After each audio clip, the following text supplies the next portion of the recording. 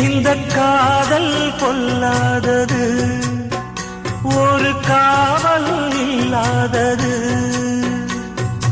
ஊதக்காத்தில் வஞ்சி மாது ஒத்தையிலே வாடும் போது போர்வை போல பொத்தி அணைப்பே.